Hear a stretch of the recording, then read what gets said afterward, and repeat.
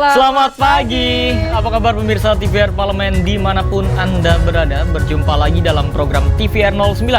Bersama saya Alfat Rizky dan juga rekan saya Diva Rizka. Dan dalam 30 menit ke depan kami akan sajikan kepada Anda sejumlah berita nasional, khususnya dari sudut pandang DPR RI sebagai referensi Anda dalam memahami dinamika politik, hukum, ekonomi, sosial, dan budaya di Indonesia. Pemirsa TVR Parlemen, inilah TVR 09 selengkapnya.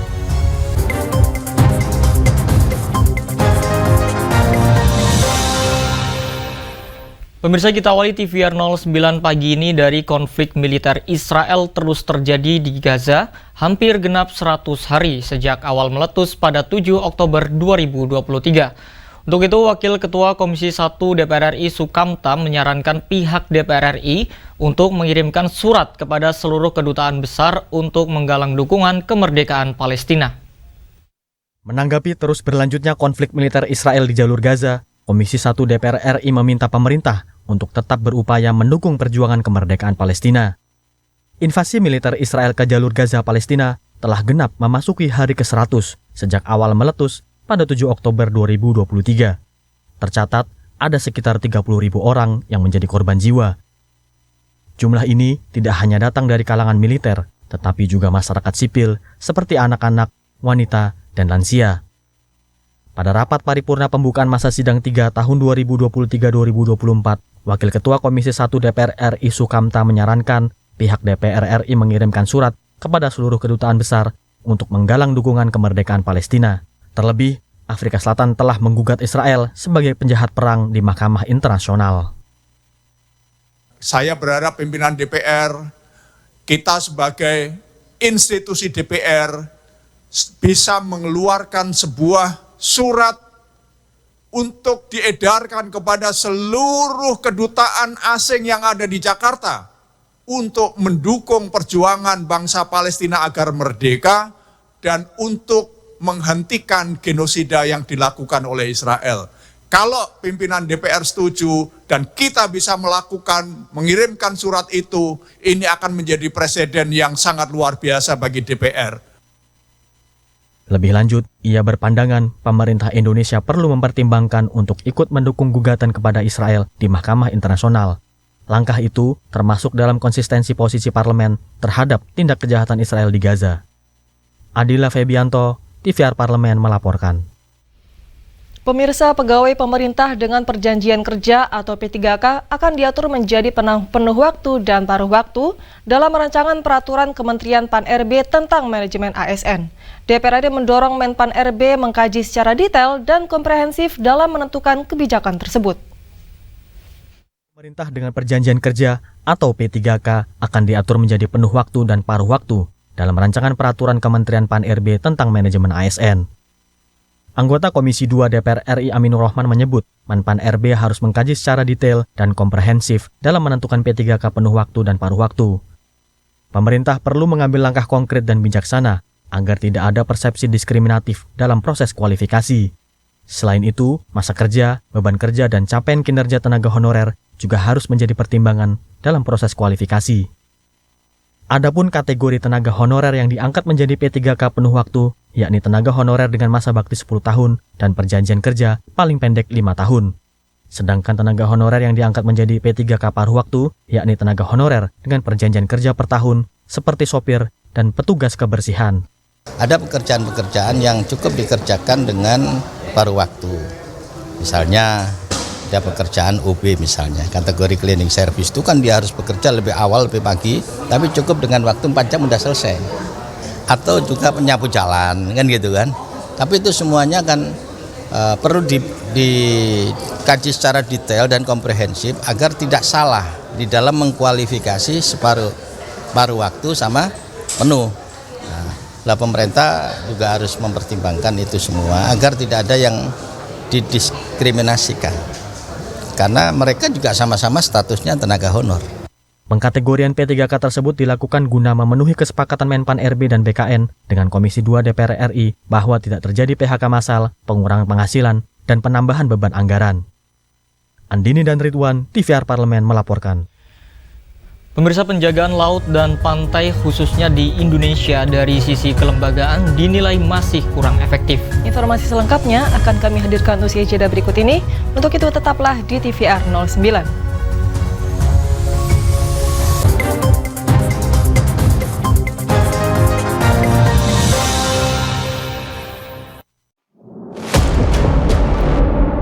Sini ditambang. Konflik yang terjadi, Sini tidak mengizinkan. masalah yang tersisihkan menjadi kesenjangan sosial. Ya namanya rakyat kecil gak bisa apa-apa, mau komplain juga gak didengar. Sebab apa? Itu menyangkut isi perut kami semua. Bagaimana memutus keterbatasan untuk didengar? Jadi kalau misalnya masyarakat sudah merasa tidak lagi ada yang memperjuangkan aspirasinya, maka masyarakat memang sangat berhak untuk meminta dewan yang mewakili mereka di parlemen. Kami menyusuri batas-batas peristiwa, mengurai berbagai polemik yang terjadi, meluruhkan suara-suara marginal, menjadi nyata dalam setiap aspirasi, melaksanakan tugasnya sebagai wakil rakyat. Saksikan aksi Dewan segera hanya di TVR Parlemen.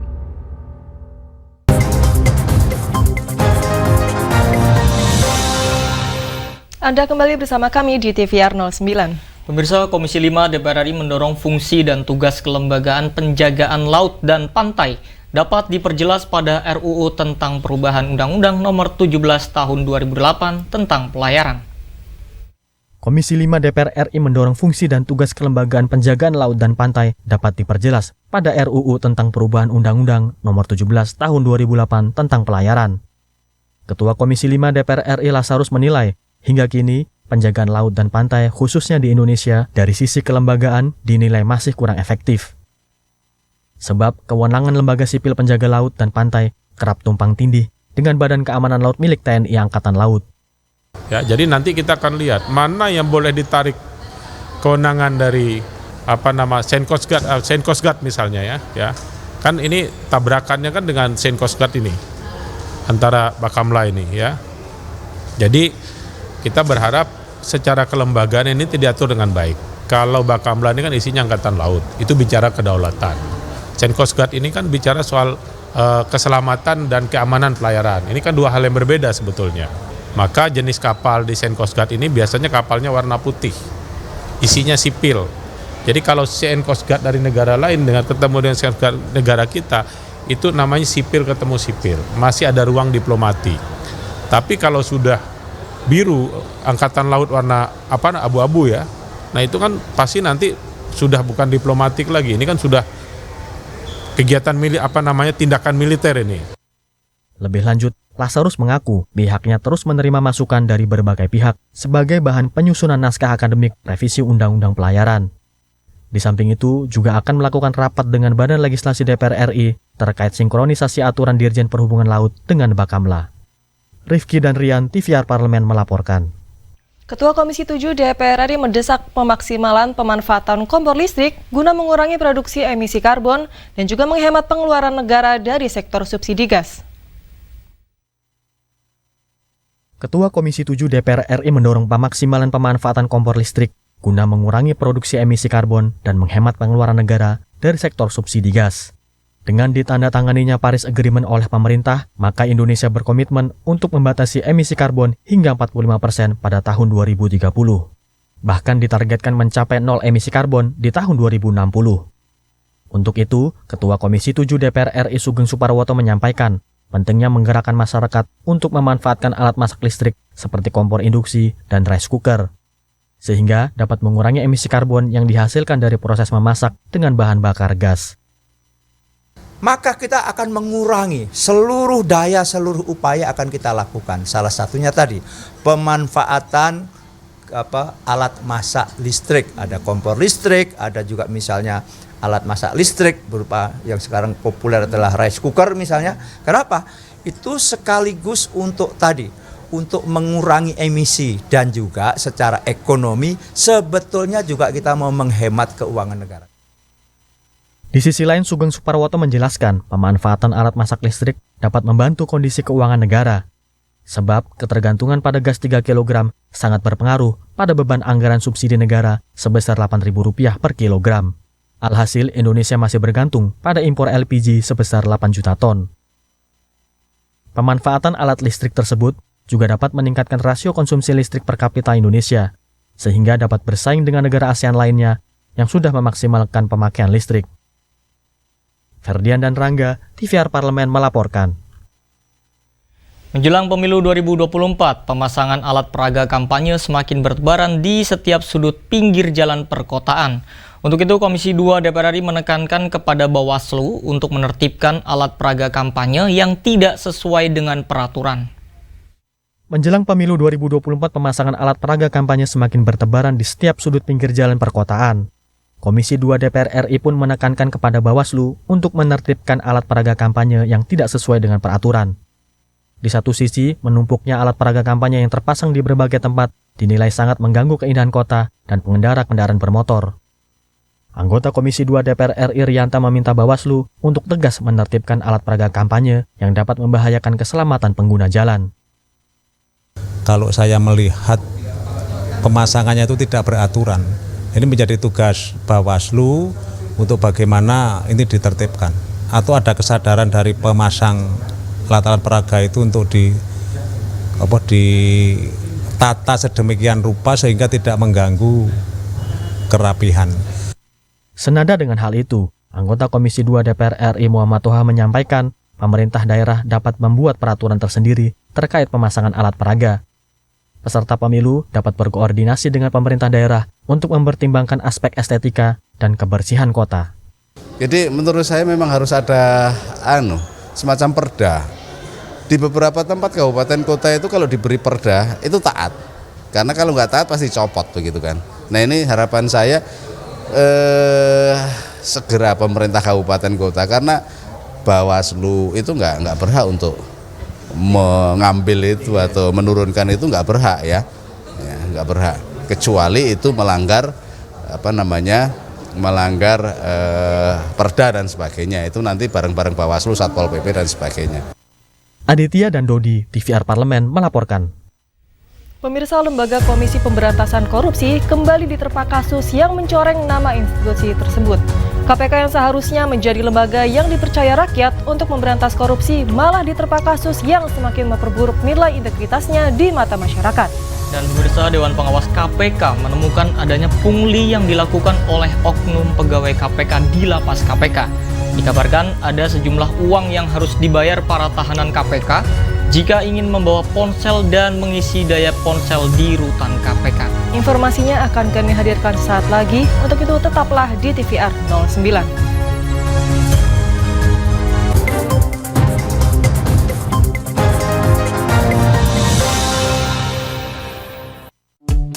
DPR RI memiliki fungsi diplomasi dalam menjalankan politik luar negeri sesuai dengan pasal 116 Undang-Undang MD3. Kontribusi aktif BKSAP DPR RI memainkan peranan penting dalam memenangkan persaingan global melalui IPU, IPA, IPPF, AIPA, dan PUIK.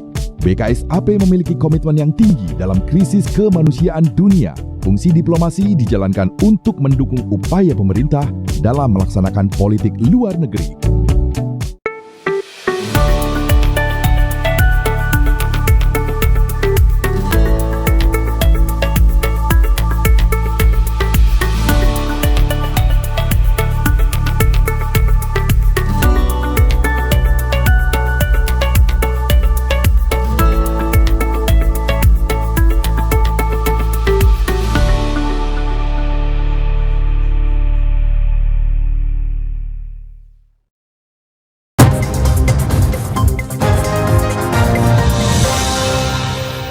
Anda kembali di TVR 09. Pemirsa, seakan tak ada habisnya setelah diterpa kasus pemerasan dan pelanggaran etika, Lembaga Komisi Pemberantasan Korupsi kembali dihadapkan masalah dugaan pungutan liar atau pungli di rutan KPK yang melibatkan 93 pegawai KPK.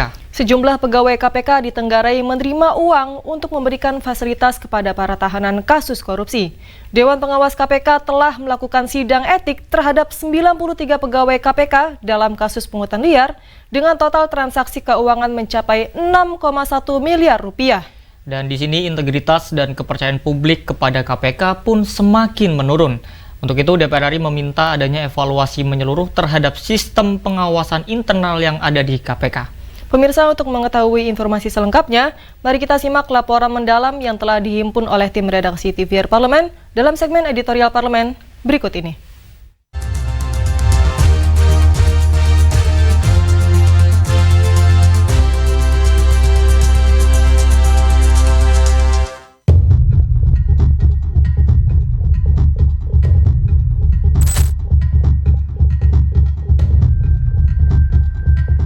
Seakan tak ada habisnya. Setelah diterpa kasus pemerasan dan pelanggaran etika, Lembaga Komisi Pemberantasan Korupsi kembali dihadapkan masalah dugaan pungutan liar atau pungli di rutan KPK yang melibatkan 93 pegawai KPK. Sejumlah pegawai KPK ditengarai menerima uang untuk memberikan fasilitas kepada para tahanan kasus korupsi. Dewan Pengawas KPK telah melakukan sidang etik terhadap 93 pegawai KPK dalam kasus pungutan liar dengan total transaksi keuangan mencapai 6,1 miliar rupiah sejak tahun 2021. Deretan kasus yang dialami lembaga anti rasuah tersebut berdampak terhadap menurunnya integritas dan kepercayaan publik kepada KPK. DPR RI mendesak penegakan hukum baik etik maupun proses pidana dilakukan secara profesional. Proses hukum harus berjalan dengan tegas agar tidak hanya sekedar pemberian sanksi semata. Ini menurut saya harus segera ditindaklanjuti ya untuk kemudian bisa dilakukan penegakan hukumnya baik itu etik maupun proses pidananya. Yang kedua, saya berharap ya dalam proses hukum yang sedang berjalan ini tidak hanya sekedar tujuannya untuk memberikan sanksi atau penghukuman saja, tetapi juga harus mampu untuk membuat satu evaluasi terkait dengan apa yang menjadi persoalan sehingga bisa terjadi peristiwa ini di lembaga yang harusnya menjadi lembaga yang paling bersih se-Indonesia. Ini apa yang salah, apa yang keliru. Apakah ada sistem yang membuka peluang terjadinya hal tersebut, ataukah memang ada persoalan SDM yang semakin menurun integritasnya, ataukah hal-hal yang lain. Jadi ini harus kita tuntaskan, tidak boleh hanya sekedar selesai dengan bentuk pemberian sanksi saja. Apalagi kan tagline-nya KPK adalah jujur itu hebat. Nah, oleh karena itu kita nantikan dalam proses yang sedang dijalankan oleh Dewas ini agar benar-benar sesuai dengan tagline-nya jujur itu hebat. Menjalankan fungsi sebagai lembaga pengawasan, DPR RI meminta adanya evaluasi menyeluruh terhadap sistem pengawasan internal, serta mempertanyakan kualitas sumber daya manusia, khususnya terkait dengan integritas di tubuh institusi KPK. Kasus dugaan pungli di rutan KPK harus ditangani sesuai mekanisme internal yang ada di KPK. Dewan Pengawas KPK perlu melakukan terobosan penyelesaian kasus pungli di lembaga KPK agar memberikan efek jera serta mencegah kejadian berulang. Pembenahan total terhadap KPK secara organisasi menjadi hal yang wajib.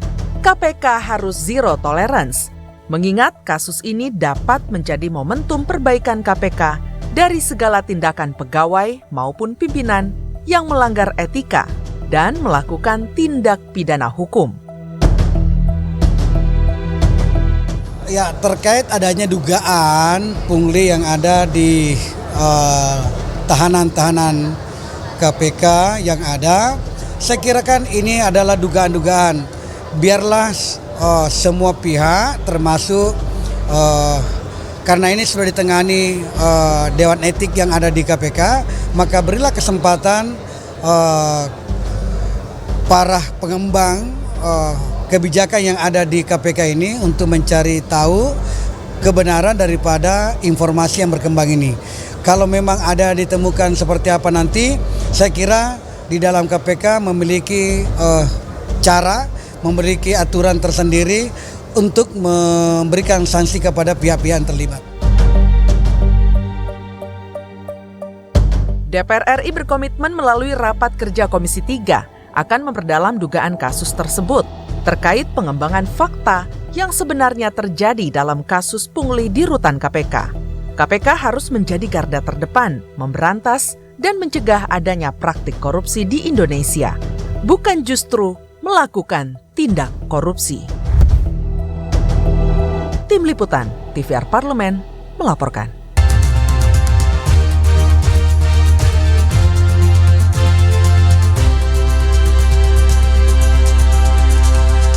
Ya, Diva dan juga pemirsa, tidak terasa nih sebentar lagi bangsa kita akan melaksanakan pesta demokrasi pemilu serentak tahun 2024. Berbagai metode berkampanye sudah dilakukan para calon guna mendapatkan suara dari masyarakat mulai dari 28 November 2023 hingga 10 Februari 2024. Apakah dengan waktu yang ada cukup untuk kita mengenal dekat sosok setiap calon? Jangan kemana-mana, tetaplah di TVR 09.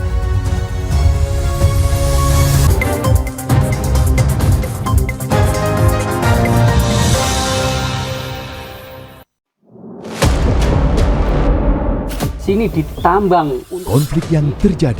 Sini tidak mengizinkan. Masalah yang tersisihkan menjadi kesenjangan sosial. Ya namanya rakyat kecil gak bisa apa-apa, mau komplain juga gak didengar. Sebab apa? Itu menyangkut isi perut kami semua.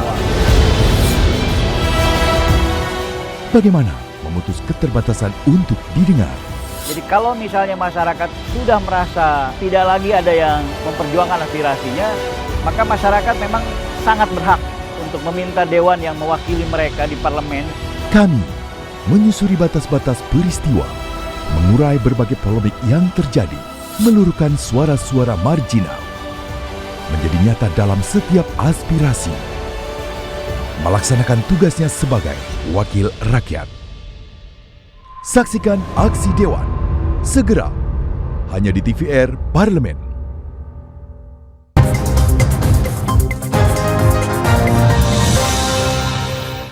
Ya, terima kasih pemirsa, Anda masih bersama kami di TVR 09. Pemirsa, pemungutan suara akan dilaksanakan pada tanggal 14 Februari 2024 mendatang, dan pada pemilu ini ada 5 surat suara yang harus dicoblos.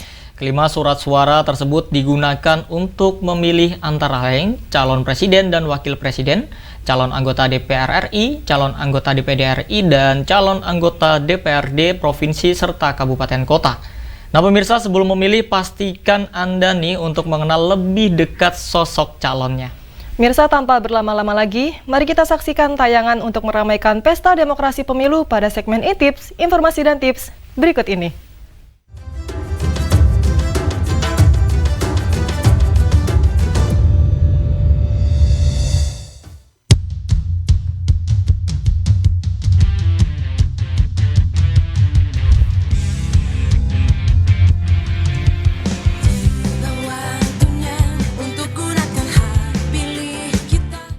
Pemirsa Intips, sebentar lagi bangsa Indonesia akan melaksanakan pesta demokrasi, pemilu serentak tahun 2024.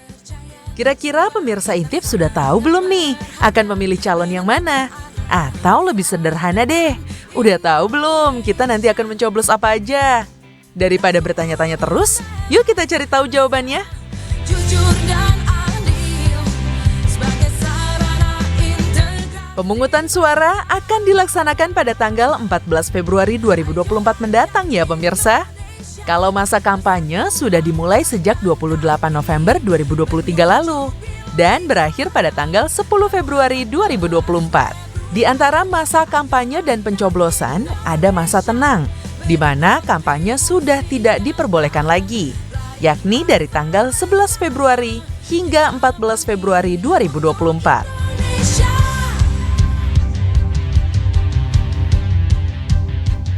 Eits, pemirsa jangan salah ya, pemilu 14 Februari nanti bukan hanya memilih pasangan calon presiden dan wakil presiden aja loh.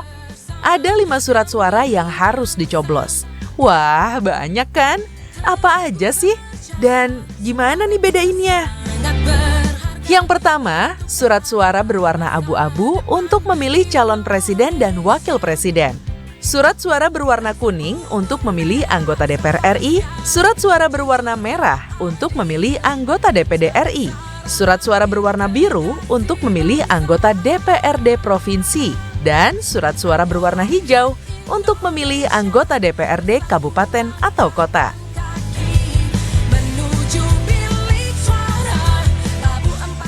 Tak kenal maka tak sayang.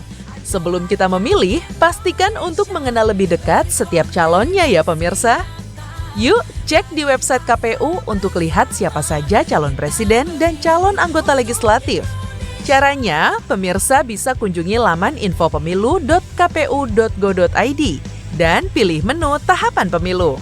Setelah itu, klik kategori yang ingin diketahui mulai dari calon presiden hingga calon DPRD Kabupaten Kota. Tipsnya adalah jika pemirsa ingin melihat calon DPR RI, maka klik menu pencalonan DPR RI. Lalu klik menu daftar calon tetap DPR. Pilih nama wilayah yang diinginkan untuk melihat siapa saja calon anggota DPR RI di dapil tersebut. Pemirsa juga bisa loh melihat profil calon anggota dengan mengklik menu profil.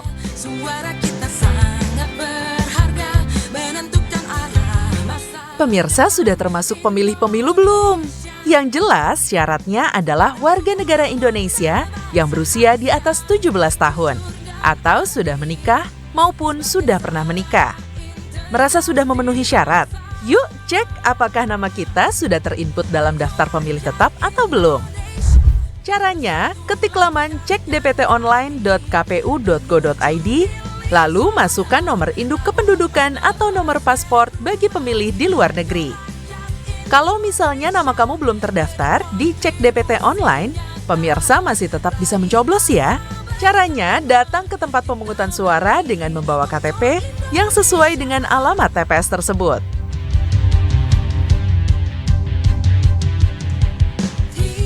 Nah, ini penting nih pemirsa, jangan sampai salah.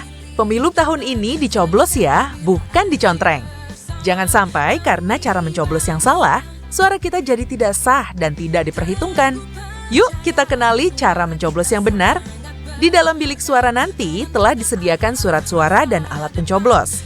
Setelah mendapati calon yang akan dipilih, coblos tepat di tengah-tengah gambar calon atau di dalam garis yang mengelilingi gambar calon pilihan kamu. Kalau pemirsa mencoblos di luar garis, maka dalam perhitungan surat suara kamu tidak sah sehingga tidak dapat dihitung. Nah, sekarang pemirsa sudah tahu kan seluk-beluk pemilu serentak 14 Februari nanti? Masih ada waktu nih untuk mengenal masing-masing calon agar kita bisa mendapatkan pemimpin dan wakil rakyat terbaik untuk Indonesia. Jangan sampai golput alias tidak memilih ya, karena suara pemirsa menjadi penentu bagi Indonesia maju.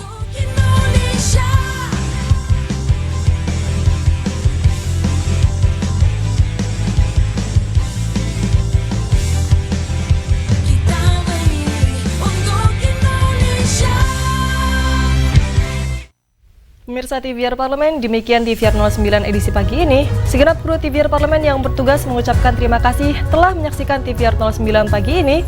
Saya Diva Rizka dan juga rekan saya Selvat Rizky. Pemirsa, sampai berjumpa kembali di TVR 09 esok hari. TVR Parlemen, referensi Indonesia.